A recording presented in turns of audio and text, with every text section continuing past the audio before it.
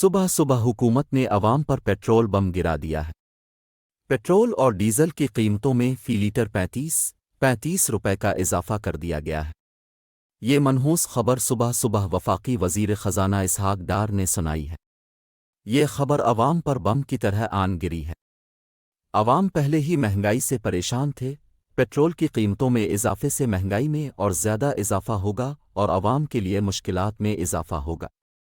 ناظرین، ہم آپ کو بتاتے چلیں کہ صبح صبح حکومت نے عوام پر پیٹرول بم گرا دیا ہے۔ پیٹرول اور ڈیزل کی قیمتوں میں فی لیٹر 35 روپے کا اضافہ کر دیا گیا ہے۔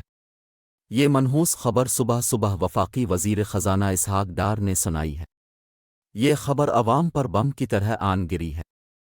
عوام پہلے ہی مہنگائی سے پریشان تھے، پیٹرول کی قیمتوں میں اضافے سے مہنگائی میں اور زیادہ اضافہ ہوگا اور عوام کے لیے مشکلات میں اضافہ ہوگا۔